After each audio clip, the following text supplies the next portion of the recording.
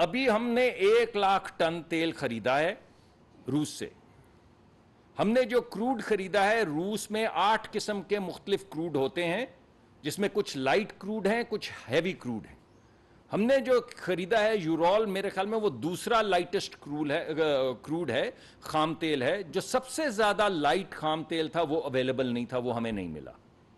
تو ہم نے یورول خریدا ہے اور 1,00,000 ٹن خریدا ہے, جو اب ہم چلائیں گے.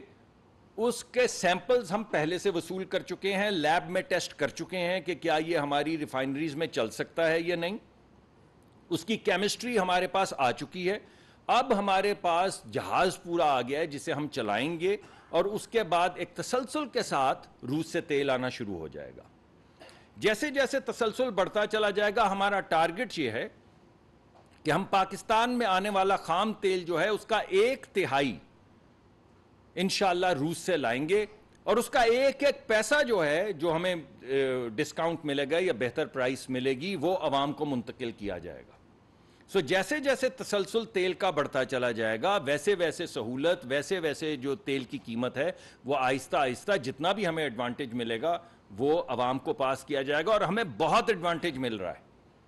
میرے پاس لبرٹی نہیں ہے کہ میں آپ کو کمرشل ٹرمز اس کی ڈسکلوز کر سکوں, یہ ہمارے کانٹریکٹ کا حصہ ہے, ہم کمرشل ٹرمز نہیں ڈسکلوز کر سکتے. لیکن میں آپ کو چیلنج کرتا ہوں کہ آپ کسی بھی ملک کی کمرشل ٹرمز مجھے دکھا دیں کسی کانٹریکٹ کے اندر جو ڈسکلوز ہوئی ہوں, کسی بھی ملک کی. ایک ملک دکھا دیں جس نے روس سے تیل لیا اور آپ کے پاس اس کا کانٹریکٹ ہے یا کانٹریکچول ٹرمز ہیں. تو بھائی پاکستان میں کیا کوئی عذاب ہے کہ پاکستان کے اوپر یہ آبلیگیشن ہے کہ اپنی ٹرمز بتاؤ؟ باقی ساری دنیا کام کر رہی ہے. ہم ایک ٹرانسپیرنٹ رسپانسبل ملک ہیں, ہم ٹرانسپیرنٹلی اور ایک رسپانسبل طریقے سے یہ ڈیل کر رہے ہیں. تو ہم پہ کیا بندش ہے؟ اگر کسی اور ملک پہ بندش نہیں تو ہم پہ بھی بندش نہیں ہے. اگر ان کے کمرشل کانٹریکٹس کانفیڈینشیل ہیں تو ہمارے بھی کمرشل کانٹریکٹس کانفیڈینشیل ہیں. لیکن ہمیں بہت اچھا بھاؤ مل رہا ہے اور اس کا ایک ایک پیسہ عوام کو منتقل کیا جائے گا جیسے جیسے تسلسل بڑھتا چلا جائے گا, آپ کے سامنے آ جائے گا.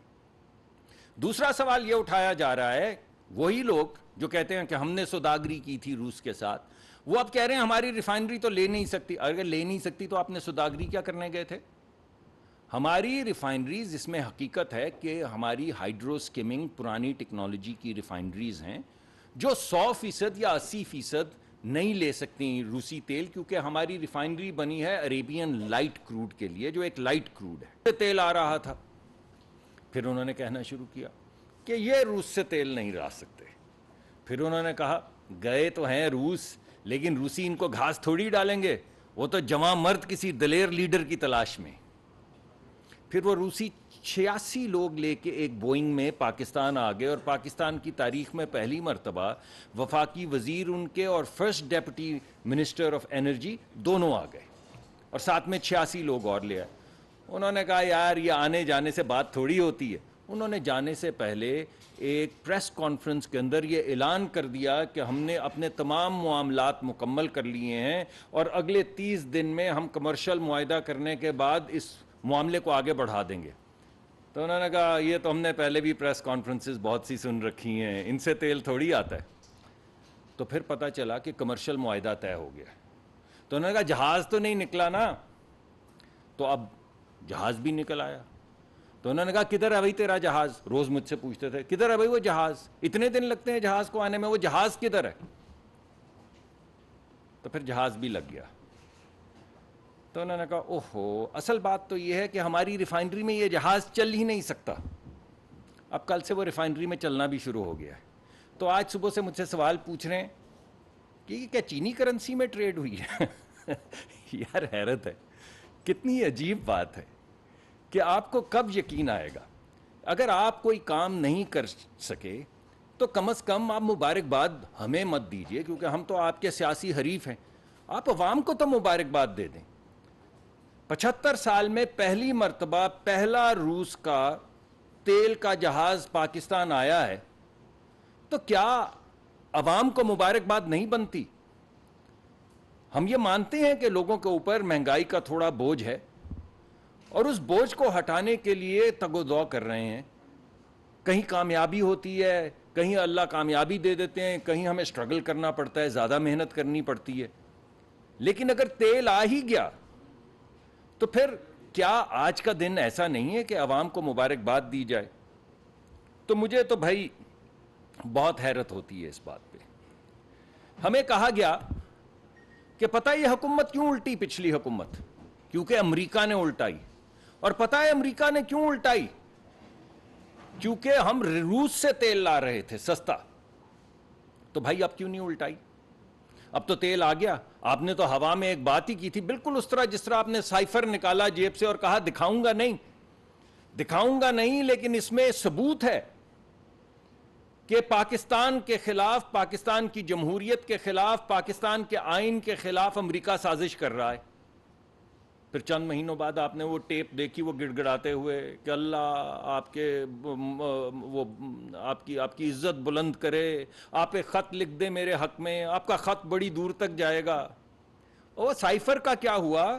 وہ غیرت مند قوم کا کیا ہوا؟ یہ گڑ گڑانا کیا ہوا ایک کانگریس وومن کے سامنے کہ آپ کی اللہ عزت بلند کرے، آپ کا خط ہمیں لکھ دیں؟ تو کچھ سمجھ نہیں آتی. دیکھیں، پرانی حکومت کے گمان میں یہ تھا کہ پاکستان ایک بیل ہے جس کے سینگوں کے اوپر پوری دنیا کھڑی ہے. اس نے ایک سینگ سے دوسرے سینگ پہ دنیا منتقل کی تو ہم روس کے کیمپ میں آ گئے. اس نے واپس پلٹائی تو ہم امریکہ کے کیمپ میں آ گئے. اگر اس نے سر سیدھا رکھا تو ہم چین کے کیمپ میں آ گئے. ارے بھائی پاکستان کسی کیمپ میں نہیں ہے. میں آپ کو صرف توانائی کے حوالے سے بتا دیتا ہوں. صرف پچھلے یہ 11 مہینے 12 مہینے کا میں کی چیزیں جو ہوئی آپ کے سامنے رکھتا ہوں. ابھی ہم نے ریفائنری پالیسی اپروو کی ہے. ہم ایڈوانس سٹیجز پہ ہیں. ایک ملک کے ساتھ گفتگو ہماری جاری ہے کہ پاکستان میں $10 بلین یعنی 10,000 ملین ڈالر کی انویسٹمنٹ ہو جی سی سی سے. تو کیا ہم جی سی سی کے کیمپ میں ہیں؟ ہم اس وقت آذربائیجان کے ساتھ ہمارے پاس کانٹریکٹ آ چکا ہے جو کابینہ کے پاس ہے، جس میں یہ لکھا ہے کہ ہر مہینے آذربائیجان پاکستان کو ایک ڈسٹریسڈ کارگو دے گا ایل این جی کا، یعنی وہ قیمت ایل این جی کی جو بین الاقوامی ہے اس سے کہیں کم قیمت کے اوپر ایک جہاز ہر مہینے پاکستان کو ایل این جی کا دے گا. اور پاکستان کی مرضی ہے وہ لے یا نہ لے. کبھی آپ نے ایسا معاہدہ کیا ہے؟ کبھی دیکھا سنا ہے کہ جس نے دینا ہے اس پہ یہ اوبلیگیشن ہے کہ ہر مہینے آپ کو جو دنیا کی قیمت چل رہی ہے اس سے سستی، کہیں زیادہ سستی ڈسٹریسڈ کارگو ڈھونڈ کے آپ کے سامنے رکھے اور آپ کو یہ سہولت دی جائے کہ آپ ہر کارگو ریجیکٹ کرتے چلے جائیں اگر آپ کو ضرورت نہیں، آپ کے بارے میں نہیں آتا. تو کیا ہم سینٹرل ایشیا یا آذربائیجان کے کیمپ میں ہیں؟ ابھی 3 دن پہلے آپ نے دیکھا ترکمانستان کے وہ وزراء آئے ہوئے تھے، ان کے ساتھ ہم نے جوائنٹ امپلیمنٹیشن پلان سائن کیا. آپ